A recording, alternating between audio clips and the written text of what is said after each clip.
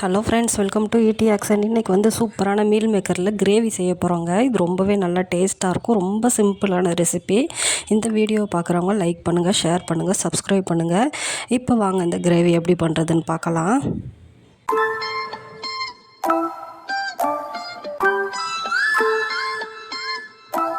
இப்போ இந்த meal maker gravy செய்கிறதுக்கு வந்து நான் 100 கிராம் அளவுக்கு வந்து மீல் மேக்கர் எடுத்திருக்கேங்க.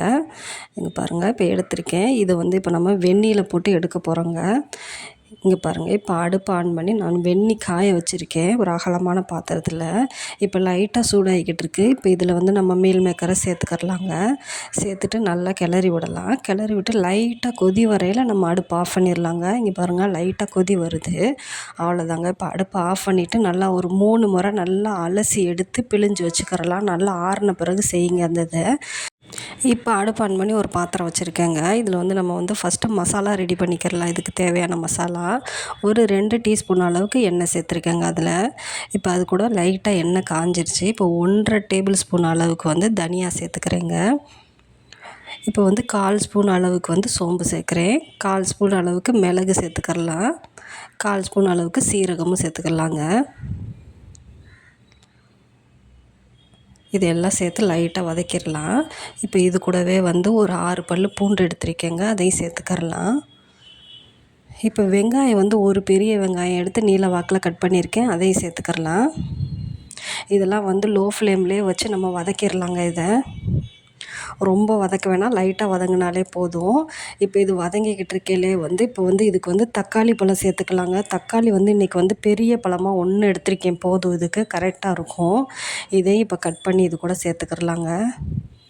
சேர்த்து இது உள்ள நல்லா வதங்கணும்னு அவசியம் இல்லை, கொஞ்சம் வதங்குச்சுன்னா போதும். திரும்ப நம்ம மசாலா போட்டு வதக்கணும். இது அரைச்சிட்டு இங்கே பாருங்கள், லைட்டாக வதங்கிருச்சு. இப்போ வந்து லாஸ்ட்டாக வந்து ஒரு 1/4 ஸ்பூன் அளவுக்கு வந்து கரம் மசாலா தூள் அதில் சேர்க்குறேங்க. சேர்த்துட்டு இப்போ அடுப்பு ஆஃப் பண்ணியாச்சு. ஆஃப் பண்ணிவிட்டு லைட்டாக பரட்டி விட்டுட்டு இப்போ இது ஆறவும் நல்லா நைஸாக அரைச்சி வச்சுக்கிறலாங்க.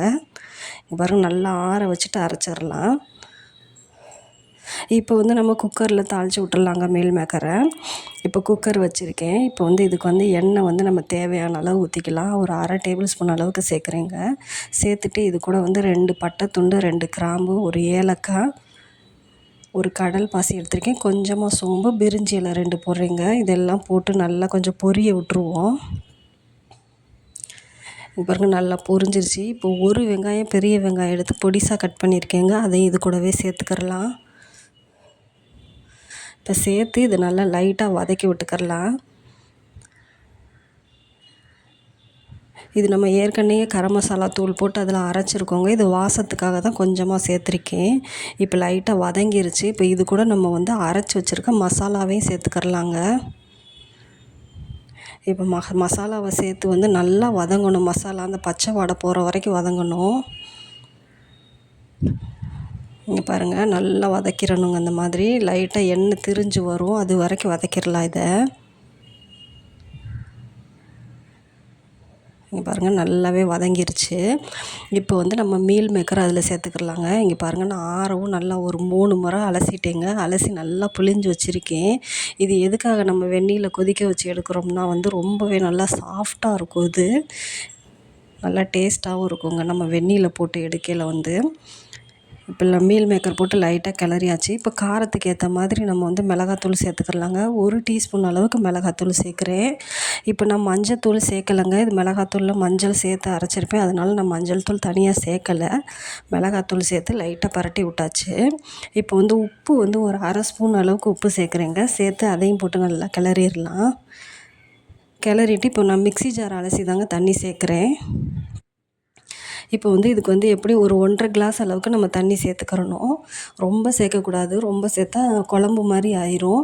இது வந்து நம்ம கிரேவி மாதிரி தான் வைக்க போகிறோம், அதனால் வந்து தண்ணி கம்மியாகவே சேர்த்தா போதுங்க. இங்கே பாருங்கள், லைட்டாக மிக்ஸி ஜாரை அலசி சேர்த்துருக்கேன். சேர்த்துட்டு நல்லா மிக்ஸ் பண்ணி விட்டுறலாம். இதை நல்லா மிக்ஸ் பண்ணி விட்டுட்டு நம்ம குக்கரை சுற்றி அலசி விட்டு ஒரு 1.5 டம்ளர் அளவுக்கு வந்து தண்ணி சேர்த்துட்டேங்க. அவ்வளோதாங்க, தண்ணி சேர்த்துட்டு இப்போ லைட்டாக நல்லா மிக்ஸ் பண்ணிக்கிறலாம். இப்போ உப்பு செக் பண்ணி பார்க்குறேன்னா பார்த்துக்கிறலாங்க. உப்பு கரெக்டாக இருந்தால் விட்டுலாம், இல்லை தேவைப்பட்டால் கொஞ்சம் சேர்த்துக்கலாம், இல்லை வந்து நம்ம வச்சு இறக்குன பிறகு கூட நம்ம பார்த்துக்கிறலாம். இப்போ மூடி வச்சு 3 விசில் வச்சு எடுத்துருக்கேங்க. மீல் மேக்கர் நல்லாவே வெந்துருச்சு, கிரேவியாக நல்லா வந்துருச்சு பாருங்கள். இங்க பாருங்கள் நல்லா ஒரு சூப்பரான கிரேவி ஆயிடுச்சு. இது சாதத்துக்கு, சப்பாத்தி, தோசை, இட்லி கூட வச்சு சாப்பிட்லாங்க. ரொம்பவே நல்லா டேஸ்ட்டாக இருக்கும். இப்போ வந்து நம்ம கடைசியாக வந்து கொஞ்சமாக கருவேப்பிலை கிள்ளி போட்டுக்கிறலாங்க. கொத்தமல்லி பொடியாக நறுக்கி சேர்த்துக்கிறலாம்.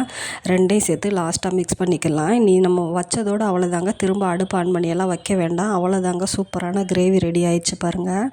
இந்த கிரேவி ரொம்பவே நல்லா டேஸ்ட்டாக இருக்கும். குட்டீஸ்களுக்கும் ரொம்பவே பிடிக்குங்க. நீங்களும் ட்ரை பண்ணி பாருங்கள். எப்படி இருந்துச்சுன்னு நம்மளுக்கு கமெண்டில் சொல்லுங்கள். தேங்க்யூ ஃபார் வாட்சிங்.